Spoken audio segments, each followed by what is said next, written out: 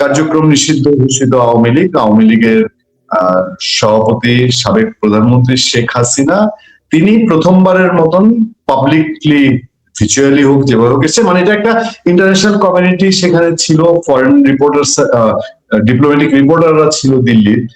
এই যে আয়োজনটা এটা হঠাৎ করে, কারণ আওয়ামী লীগ ধরেন তারা নির্বাচনে নো ভোট বলছে, কিন্তু কোনো কর্মসূচি নাই, বা আমরা নির্বাচন প্রতিহত করবো এই ধরনের কোনো আলাপ আমরা দেখি না। কিন্তু হঠাৎ করেই এরকম একটা বিষয় কতটুকু গুরুত্ব বহন করে বা এর কি মর্মার্থ আছে আপনি কি মনে করেন? Number one. নাম্বার টু হচ্ছে বাংলাদেশ গভর্নমেন্ট তো সবসময় ইন্ডিয়াকে বলে আসছে যে শেখ হাসিনা যেন এগুলো করতে না পারে দিল্লিতে বসে। ইভেন এর আগে যে ইন্টারভিউ দিয়েছে সেগুলো তারা বারবার চিঠি দিয়ে আনুষ্ঠানিকভাবে বলেছে। তারপরও এরকম ঘটনায় আমরা কি মেসেজ পাই, এটার মাহাত্ম্যটা কি আপনার কাছ থেকে একটু শুনতে চাই। শেখ হাসিনা কি করেছে বিষয়টা কিন্তু আমি ঠিক ক্লিয়ার, আমি জানি না ব্যাপারটা। আপনি যে কথা বললেন, উনি কি প্রেস কনফারেন্সে হাজির হয়েছিলেন? না না, এটা সম্ভবত আমরা যেটুকু পরে শুনলাম যে ভার্চুয়ালি তিনি একটা অডিও রেকর্ড দিল্লি ডিপ্লোম্যাটিক করেসপন্ডেন্টদের কাছে পাঠিয়েছেন। সে বক্তব্যে কি আছে যেহেতু আমি শুনিনি, এটা নিয়ে আমি আসলে মন্তব্য কিভাবে বলি, কি বলেছেন সেখানে সেটা আমি জানি না। আর এটা আমাদের দিতে চাই না, কারণ আমাদের দেশে যেহেতু আপনি জানেন যে একটা নিষেধাজ্ঞা আছে, তার কোনো বক্তব্য ধরে আমরা কথা বলতে চাই না, প্রচার করতে পারি না, আমরা আইন ভঙ্গ করি না, করবো না। কিন্তু হঠাৎ করে এরকম একটা বিষয় কেন সামনে আসলো, এটার কোনো গুরুত্ব আছে কি? একটা বিষয় হলো কি, নির্বাচন তো সামনে, নির্বাচনের 3 সপ্তাহের কম সময় বাকি আছে। এই সময়ে আওয়ামী লীগ কি করবে না করবে, আওয়ামী লীগের তো দেশে প্রচুর অনেক অনেক ভোটার আছে, সমর্থক আছে, তাদের কি ভূমিকা হবে না হবে এই ব্যাপারে হয়তো তার দলের একটা মানে অবস্থান থাকতে পারে। সেটা কি অবস্থান সেটা উনি হয়তো বলতে পারেন, আমি বলতে পারবো না, আমি এটা শুনিনি, আমার এটা যে ব্যাপারে আমার কোনো ধারণা নাই। কিন্তু এটা বলতেই পারেন, এই সময় বরং বলাটাই স্বাভাবিক। উনি না বললে ওনার কথা হয়তো ওনার হয়ে অন্য কেউ বলতো, সেটাও হতে পারে। কিন্তু আমি শুনেন, এগুলির চেয়ে বড় কথা হলো, আমি এখানে দুটো কথা বলি। প্রথম কথা হলো, আমি মনে করি যে বাংলাদেশের রাজনীতিতে আওয়ামী লীগ হয়তো ফিরে আসবে, শেখ হাসিনা আর ফিরতে পারবে না। এবং এটা আমি শুরু থেকেই বলে আসছি, এবার আজকে নতুন না। এটা আমি 1.5 বছর আগে যখন শেখ হাসিনার পতন হয়, আমি তখনই বলেছিলাম যে আওয়ামী লীগ হয়তো একদিন বাংলাদেশের রাজনীতিতে ফিরে আসবে, কিন্তু শেখ হাসিনা অধ্যায়ের সমাপ্তি। এই কথাটা বলার পরে অনেক অনেক কথা বলেছেন, শেখ হাসিনা অনেক ভক্ত, অনেক ওনাকে ভালোবাসেন, তারাও অনেক কথা বলেছেন আমাকে যে কেন আমি এই ধরনের কথা বলেছি। কিন্তু আমি যেটা বুঝেছি আমি সেটাই বলেছি। এবং দেখা গেল গত সপ্তাহে শেখ হাসিনার পুত্র সজীব ওয়াজিদ জয়, তিনি যখন আল জাজিরাকে ইন্টারভিউ দিলেন, সেখানেও তিনি একই কথা বলেছেন। উনি বলেছেন শেখ হাসিনা সম্ভবত বাংলাদেশের রাজনীতি তার ব্যাক করতে পারবেন না। উনি কারণ হিসেবে বলেছেন যে তিনি তো বৃদ্ধ হয়ে গেছেন, তিনি বয়স হয়ে গেছে ওনার, উনি পারবেন না। তো আমি যে কারণে বলেছি আর উনি যে কারণে বলেছেন, কারণ দুইটা ভিন্ন হতে পারে, কিন্তু ঘটনা একই। আওয়ামী লীগকে শেখ হাসিনাকে বাদ দিয়েই চিন্তা করতে হবে, শেখ হাসিনাকে বাদ দিয়েই অগ্রসর হতে হবে, এটাই রিয়েলিটি।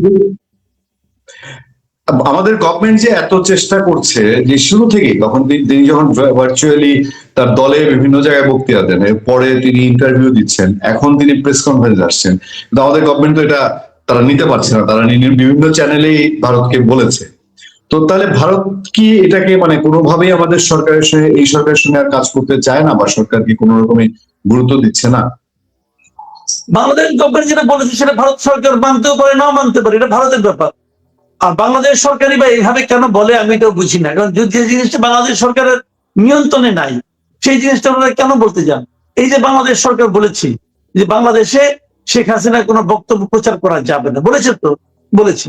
তারপরে আমরা দেখেছি কিছুদিন আগে ভারতে বসে শেখ হাসিনা ইন্টারন্যাশনাল দুটো ম্যাগাজিনকে, আপনার মানে সংবাদ মাধ্যমকে উনি ইন্টারভিউ দিয়েছেন, বক্তব্য দিয়েছেন, কিন্তু রয়টার্স দিয়েছেন, আরেকটা প্রতিষ্ঠান কিন্তু এএপি কে সম্ভবত দিয়েছেন।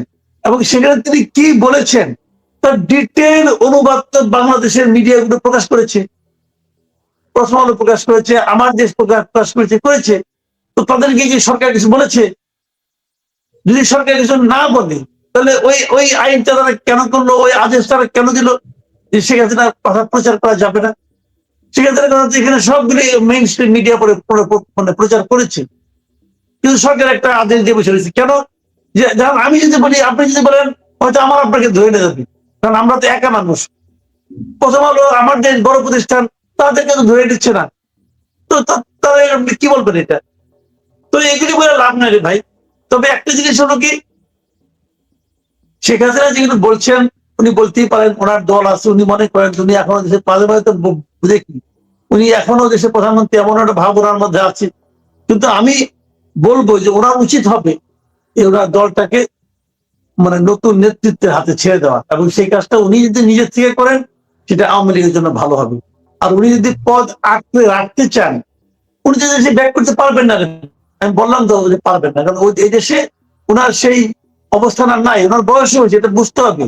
ওনার সন্তানরাও চান না দুনিয়া ব্যাক করেন।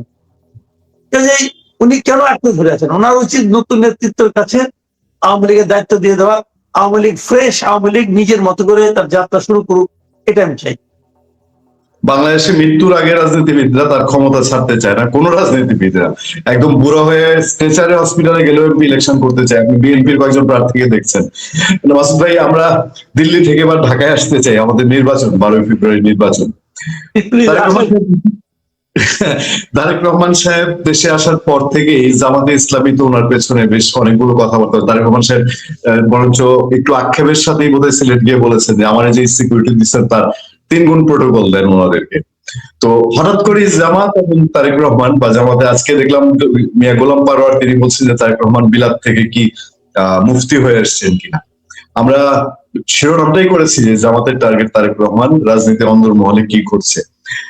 আমি তারেক রহমান সাহেবের বক্তৃতা আপনি অনেক প্রশংসা করেছেন, আমি জানি, মানে যেগুলা যেহেতু গঠনমূলক প্রশংসা করা এবং সমালোচনা করা। তিনি যে বক্তৃতা দিচ্ছেন গত কয়েকদিন, এবং গতকালকে হঠাৎ করে তিনি জামাত নিয়ে কথা বলায় জামাত আজকে তাকে নিয়ে কথা হচ্ছে। রাজনীতির মাঠে এটা কি জামাতকে তারেক রহমান সাহেব গুরুত্ব দিয়ে ফেলছেন এরকম বিষয়, অথবা এই যে জামাতকে নিয়ে তিনি স্বাধীনতা যুদ্ধের কথা বলছেন, জামাত আবার উত্তর দিচ্ছে যে আমরা তো তার সঙ্গে ক্যাবিনেটে ছিলাম। তারেক রহমান সাহেব যে ভাষায় বক্তৃতা দিচ্ছেন, আমি একটু ভূমিকা নিয়ে বলছি। বাংলাদেশে ওই অনলবর্ষী বক্তা, জ্বালাময়ী বক্তা, বাংলাদেশের ভোটাররা ইলেকশনের সময় যেরকম টুপি দাড়ি পছন্দ করে, বক্তৃতার সময় এরকম পছন্দ করে। তারেক রহমানের এই যেটা একটু মার্জিত ডেলিভারি, এটাকে কি জামাত এখন তার দুর্বলতা হিসাবে নিচ্ছে? আমি পুরো বিষয়টি নিয়ে আপনার দৃষ্টি আকর্ষণ করছি। দেখেন, আমি একটা কথা বলি, তারেক রহমান যে কথা বলেছেন সিলেটে, নরসিংদীতে, মৌলভীবাজারে, এটা আমি ভিডিওটা দেখেছি।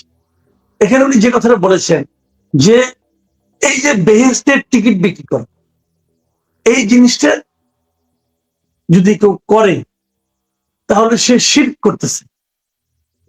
তারেক রহমানের এই বক্তব্যে ভুল কোথায় আমি জানি না। আমি যতটুকু বুঝি ধর্ম সম্পর্কে, এটা আমি জানি। আর ইসলাম এমন একটা ধর্ম যেটা বোঝার জন্য আপনার কারো কাছে যাওয়ার দরকার নাই। আপনি কোরআন শরীফ পড়েই ইসলাম বুঝতে পারবেন। আজকাল কোরআন শরীফের বঙ্গ অনুবাদ পাওয়া যায়, আপনি নিজের ভাষায় কোরআন শরীফটা পড়ে বুঝতে পারবেন। কাজেই এবং আপনার হাদিসে পড়তে পারবেন, হাদিসের বঙ্গ অনুবাদ পাওয়া যায়। কাজে কারো কাছে শুনে আপনাকে বুঝতে হবে না। ইসলাম এমন একটি ধর্ম যে সরাসরি আপনি ইসলাম ধর্মটাকে বুঝতে, পড়তে, জানতে, বলতে পারবেন। তারেক রহমানের এই বক্তব্যে ভুলটা কোথায়? আপনি যদি বলেন যে অমুক জায়গায় ভোট দিলে আপনি বেহেশতে যাবেন, যে বলবে সেই তো তার ইমান হারাবে রে ভাই। সে তো বলতে পারে না কে বেহেশতে যাবে। যে বলছে বেহেশতে টিকিট বিক্রি করবে, সে নিজে কি শিওর সে যাবে? সে বলতে পারবে বুকে হাত দিয়ে যেতে পারবো? পৃথিবীর কোন একজন ব্যক্তিকে বলতে পারবেন যে আমি নিশ্চিত আমি বেহেশতে যাবো? যেখানে একজন মানুষ নিজেই নিশ্চিত না সে বেহেশতে যাবে কিনা, সে যত বড় পরেজগার লোকই হোক না কেন, তো সে আরেকজনকে কিভাবে সার্টিফিকেট দেয় যে এই দলকে ভোট দিলে তুমি বেহেশতে যাবা? তাহলে একটা দুনিয়াবি কাজ এটা। ভোট দেওয়া, কোন একটা রাজনৈতিক দলকে সাপোর্ট করা, এটা তো একটা দুনিয়াবি কাজ না? এই কাজের জন্য আপনি বেহেশতে যাবেন এই কথা যদি কেউ বলে, তাকে যদি আমি কাফের বলি, অন্যায়টা কোথায়? এই জন্য আমাকে মুফতি হইতে হবে? মুফতি হইতে হবে? মিয়া গোলাম পরোয়ার যেটা বললেন যে দিল্লিতে বিলাত থেকে এসে মুক্তি হয়ে গেছে, ভাই মুক্তি হওয়ার তো দরকার নাই। কথা বলতে গেলে মুক্তি হওয়ার কোনো দরকার নাই। উনি বলেছেন এটাই স্বাভাবিক। ওনার বক্তব্য ঠিক আছে, আমি তাদের বক্তব্যকে সাপোর্ট করি, এই বক্তব্য ঠিক আছে। বরঞ্চ জামাতের ওই কথাটা বলা ঠিক হয় নাই যে জামাতকে ভোট দিলে বেহেশতে যেতে পারবে, এটা ঠিক হয় নাই। এটা জামাত বলতে পারে না। জামাত কেন, পৃথিবীর কোন পার্টি বলতে পারে না। কাজেই মিয়া গোলাম পরোয়ার যেটা বলছেন, এটা আমি মনে করি উনি এটা ঠিক বলেন নাই। আর দ্বিতীয় কথা হলো যে এই নিরাপত্তা নিয়ে যে কথাটা হয়েছে, নিরাপত্তা তারেক রহমান বলেছেন যে 3 গুণ নিরাপত্তা ভালো, এটা কথা বলেছেন। যদি গভর্নমেন্ট দায় দিবে, গভর্নমেন্টের ব্যাপার, তাদের ব্যাপার। এবং তারেক রহমানের নিরাপত্তা নিয়ে যারা প্রশ্ন করেছেন তাদেরকে যদি আরো বেশি নিরাপত্তা দেওয়া হয়, এটা তো আমাদের কোনো আপত্তি নাই। তারেক রহমান নিজেও বলেছেন তারও কোনো আপত্তি নাই, চলতে থাকবে, এটা নিয়ে আমার কোনো বক্তব্য নাই। তবে আমি একটা কথা বলবো, সেটা হলো টার্গেট কিন্তু এখন সবাই হবে। কারণ এই নির্বাচনে বিএনপি এবং জামাত ইসলাম এরা দুইজনই তো মূল প্রতিদ্বন্দ্বী। যেহেতু এই নির্বাচনে আওয়ামী লীগ নাই, আওয়ামী লীগ ছাড়া একটা নির্বাচন হচ্ছে, দেশের অন্যতম বৃহত্তর দল আওয়ামী লীগ, সেই দলটাকে ছাড়া একটা নির্বাচন হচ্ছে। নির্বাচনেরই তো গ্রহণযোগ্যতা না পরবর্তীতে প্রশ্ন করতে পারে, বিদেশে অনেকে প্রশ্ন করতে পারে। আর আমিও নিজেই মনে করি এটা খুব একটা ভালো নির্বাচন হচ্ছে না। এই নির্বাচনকে আমি কোনো ভালো নির্বাচন বলবো না। কারণ গণতন্ত্রের যে মূল যে নিয়ম, যে সমস্ত ভোটারের পছন্দের প্রার্থী যেন থাকে সেখানে, সেটা কি আছে? নেই তো ভাই। তারপরে যে নির্বাচনটা হচ্ছে, এই নির্বাচনে মূলত প্রতিদ্বন্দ্বী হলো দুটা, এক হলো বিএনপি, এক হলো জামাত। এই সময়ে নির্বাচনের প্রাক্কালে উভয় দলকে লক্ষ্য করে, তার প্রতিপক্ষকে লক্ষ্য করে নানা ধরনের আক্রমণাত্মক কথা বলবে, এটা খুব স্বাভাবিক। এতে আমি কোনো অন্যায় দেখি না। দুই দলই বলতে পারে। কোন এক দল কোন একটা ভুল বললে সঙ্গে সঙ্গে সে ভুলকে আক্রমণ করবে, ভুলকে ধরিয়ে দিবে, এটাও স্বাভাবিক। এটাও আমি কোনো অন্যায় দেখি। যে কাজ এরকম নাকি এইবার তারেক রহমান জামাতের একটা ভুলকে মানে লক্ষ্য করে আক্রমণ করেছে, এটাতে আমি কোনো ভুল দেখি না। আবার জামাত যেটা করতেছে এখন, তারেক রহমানকে হেয় প্রতিপন্ন করার চেষ্টা করতেছে যে তারেক রহমান কিছু বুঝে না, সে মানে ওনারাই সব বুঝে, কারণ ওনাদের দাড়ি আছে, টুপি আছে, পাঞ্জাবি আছে, অতএব ওনারা সবকিছু বুঝার সোল এজেন্সি নিয়ে নিছে। এটাও ঠিক না, এটাও ঠিক না। ধর্ম বুঝতে হলে ওই পাঞ্জাবিও পড়তে হয় না, ওই মাথায় টুপিও লাগবে না, আবার দাড়ি না রাখলেও ধর্ম বোঝা যাবে না তা না। ধর্ম এটা যে কেউ বুঝতে পারে। মোস্তফা ভাই, জামাতের প্রসঙ্গ যেহেতু আসছে, আপনি ওয়াশিংটন পোস্টের রিপোর্ট দেখেছেন, একদম তোলপাড় করা রিপোর্ট, এটা যদি সত্য হয়। পাশাপাশি দেখেন জামাতের ঢাকা গুলশানের যে ক্যান্ডিডেট, তার একটা ভিডিও ভাইরাল হয়েছে, তারা ঢাকায় একটা আসনও দিবে না বিএনপি কে, দিবে না। ব্যাপারটা কি দিবে নার দিকে যাচ্ছে, নাকি এটা কোনো নির্বাচন, মানে কোনো মেটিকুলাস ডিজাইন বলে অনেকে, কেউ বলে যে ভেতরে ভেতরে ছক আছে, কেউ বলে ইউনূস সাহেবের কোনো স্নেহ আছে কিনা এইসব স্বপ্ন দেখার পিছনে। যেহেতু আমেরিকার আশীর্বাদ আছে, ওয়াশিংটন পোস্টের রিপোর্ট প্রমাণ করে। ওয়াশিংটন পোস্টের রিপোর্টটা সেটা আমি দেখেছি, পড়েছি, এবং এটা আমার কাছে মনে হয় নাই যে এটা বিরাট কিছু হয়ে গেছে। এটা আমার কাছে মনে হয় না, এটা আমি খুব সিরিয়াসলি নেই নাই। কারণে ওরা এখানে দেখেন, এটা ওরা লিখছে, ওরা একটা মানে একটা বৈঠককে কোট করেছে, কে কি বলেছে না বলেছে। এবং ওই রিপোর্টে আপনি এক জায়গায় দেখবেন যে জামাত যদি যে ক্ষমতায় যদি যেতে পারে, যাওয়ার পর যদি তারা আবার শরিয়া আইন চালু করে, তাহলে তারা আবার জামাতকে টাইট করবে, কিভাবে টাইট করবে সেটাও তারা বলেছে। কিন্তু কাজে এই যে বলা বলি, এখানে আমি খুব সিরিয়াস কোনো ম্যাটার দেখি না।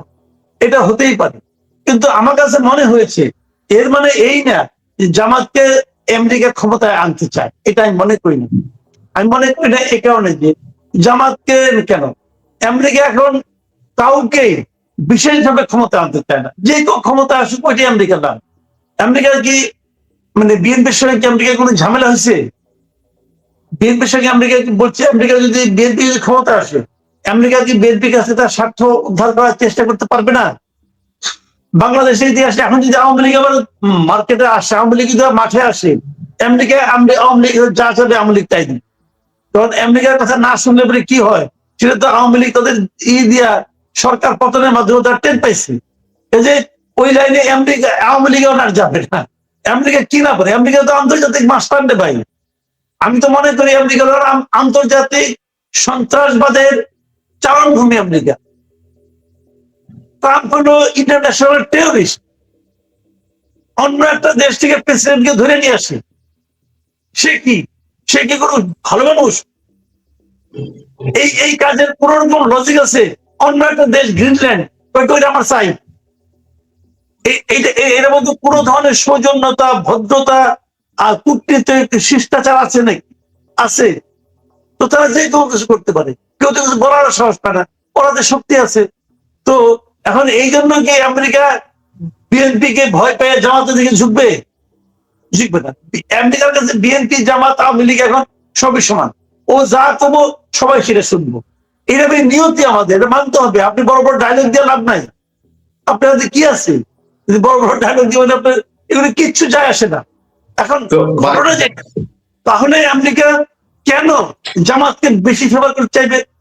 যদি যারা নাকি ইলেকশনে সহজেই জিতবে বলে সবাই মনে করছে, তাদেরকে বাদ দিয়ে যারা ইলেকশনে জিততে কষ্ট হবে, যাদের ইলেকশনে জেতাতে হলে ষড়যন্ত্র করতে হবে, যাদেরকে জেতাতে হলে নানা ধরনের ইঞ্জিনিয়ারিং করতে হবে, তাদের প্রতি আমেরিকা কি কারণে সব করা হবে? হ্যাঁ, হতে পারে একটা কারণ, সেটা আমি বলি।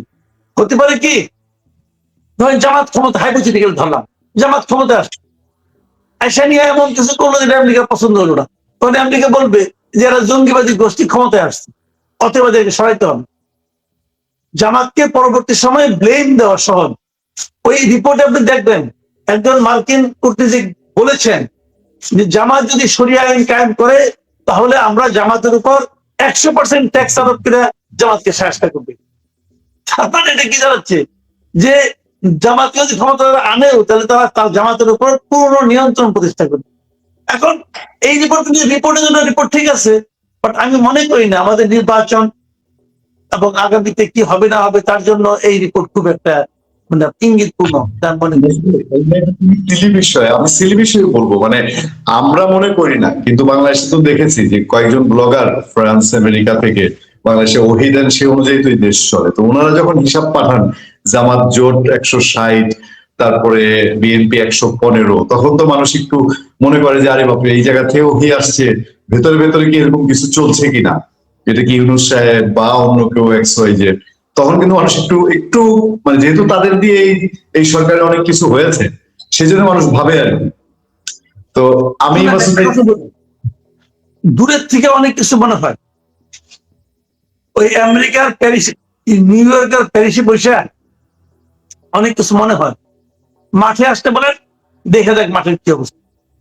ইলেকশন বহুত পিকুলিয়ার ব্যাপার ভাই, ইলেকশন বহুত পিকুলিয়ার ব্যাপার। ইলেকশনে অনেক কিছু ম্যাটার করে। ইলেকশন হোক, তখন দেখা যাবে কে জেতে কে হারে। ইলেকশন হোক। ভাই 2-3-4 শব্দে একটা প্রশ্ন করতে চাই, আমাদের ক্রিকেটটা কি শেষ? মানে অনেক কিছু তো শেষ দেশে, এর সাথে ক্রিকেটটাও কি শেষ? আমি বলি ক্রিকেটটা শেষ না, আমার এখানে ভাই অন্যরকম মত। আমি বলি আমার কাছে যেটা মনে হয়, ক্রিকেট নিয়ে যা হয়েছে মুস্তাফিজের ঘটনার মাধ্যমে, এটা আসলে ক্রিকেট দেখেন, যেটা হচ্ছে রাজনীতি, স্ট্রেট ওয়েতে এটা পলিটিক্স হচ্ছে। সেই পলিটিক্সটা হলো দুটো জিনিস আপনাকে মাথায় রাখতে হবে। এক নম্বর হলো যে ইন্ডিয়ার এখানে একটা অভ্যন্তরীণ পলিটিক্স আছে। সেই পলিটিক্সটা যে এবছরে আপনার পশ্চিমবঙ্গে নির্বাচন আছে। পশ্চিমবঙ্গ হলো একমাত্র রাজ্য যেখানে বিজেপি পাই রাখতে পারছে না। এখন এই মুস্তাফিজ ইস্যুকে কেন্দ্র, এটা এই ঘটনাকে কেন্দ্র করে তারা চেয়েছিল যে ওখানে পশ্চিমবঙ্গে হিন্দুত্ববাদী যে শক্তিটা, সেই শক্তিটার মধ্যে একটু রসদ দিতে, যে যাতে নাকি হিন্দুত্ববাদী শক্তি আরো উত্তেজিত হয়ে যায়, যাতে নাকি আগামী নির্বাচনে তারা বিজেপি ভালো করে। বিজেপি তো ভাই একটা মানে সেকুলার পার্টি তো না, তারা তো তাদের মতো করে চেষ্টা করবে। এইটার একটা কারণ। আমি তো সহজে বলি যে মুস্তাফিজ যদি KKR এর মাধ্যমে, KKR এর প্লেয়ার না হইয়া গুজরাট টাইটানের প্লেয়ার হইতো, তাহলে তাদের ফেরত পাঠাতো না। এটা মাথায় রেখেন। এখানে কতগুলি রাজনীতি কাজ করে, এগুলি একটা বিষয়। এবং সেই রাজনীতির মাধ্যমে তারা আবার একই সঙ্গে, যেহেতু ইন্ডিয়ার গভর্নমেন্ট এই বর্তমান আমাদের অন্তর্বর্তীকালীন সরকারকে পছন্দ করে না, এটা প্রকাশ্য, এটা সবাই জানে, সবাই বুঝে, এই যে তাদেরকেও একটা টাইট দেওয়া হলো, বোঝানো হলো তোমাদের আমরা কোনো পাত্তা দিই না। এখন এর বিপরীতে বাংলাদেশ যা করেছে, যে আমরা প্রথমে বলছি IPL এর সম্প্রচার বন্ধ, এই পর্যন্ত ঠিক ছিল। যখন তারা দলটাকেও পাঠাতে চাচ্ছে না, আমি আমার বিশ্বকাপে দলই পাঠাবো না ইন্ডিয়াতে, এইটা একটু ঝুঁকিপূর্ণ কাজ হয়ে গেছে। তারপরেও এই ঝুঁকিটাও ঠিক ছিল, কারণ এখানে আমাদের আত্মসম্মানের প্রশ্ন কিন্তু ঠিক ছিল, কিন্তু বাংলাদেশের উচিত ছিল এই ঝুঁকিটা নেওয়ার সঙ্গে সঙ্গে ক্রিকেটেরও একটা কূটনীতি আছে, কিন্তু ক্রিকেটেরও একটা কূটনীতি আছে, সেই ক্রিকেটীয় কূটনীতিটাকে সর্বোচ্চ মাত্রায় প্রয়োগ করা, সব জায়গায় যোগাযোগ করা, বিভিন্ন দেশের সঙ্গে যোগাযোগ করা, যারা নাকি আইসিসির মেম্বার আছে তাদের সঙ্গে যোগাযোগ করা। কিন্তু এই কাজে এই কূটনীতিতে বাংলাদেশ মিজারেবলি ফেল মারছে। ফেল মারার কারণে বাংলাদেশের পক্ষে ভোট পড়ছে মাত্র একটা, পাকিস্তানে। যে বাংলাদেশের পক্ষে ভোট দিছে সেও কিন্তু বিশ্বকাপ বয়কট করে নাই, সেও বিশ্বকাপে আছে। সেই পাকিস্তানের মধ্যে খেলতেছে, মাঝখান থেকে বাংলাদেশ আউট হয়ে গেল। এখন এখানে কি, এখানে বাংলাদেশের যারা দায়িত্বপ্রাপ্ত ব্যক্তি তাদের অবিমৃষ্যকারিতা বলেন অথবা তাদের মূর্খতা বলেন, তাদের এই ব্যাপারে অভিজ্ঞতা না থাকার কারণে এই ঝামেলাগুলো হয়েছে। তাদের উচিত ছিল এইটাকে, এই ক্রিকেট ডিপ্লোমেসিকে আরো আগে থেকে হ্যান্ডেল করা, এই ব্যাপারে সক্রিয় হওয়া। তারা সেটা পারে না। এতে আমাদের ক্রিকেটারদের ক্ষতি হয়েছে, এতে আমাদের ক্রিকেট ক্ষতি হয়েছে, কিন্তু শেষ হয়ে যায়নি। একদম শেষ প্রান্তে আমরা প্রোগ্রামের ছোট্ট করে শুধু আপনার কাছ থেকে জানবো, আমাদের প্রধান উপদেষ্টা ডক্টর মোহাম্মদ ইউনূস উনি তো রাজপ্রাসাদের বাইরে যান না বলতে গেলে।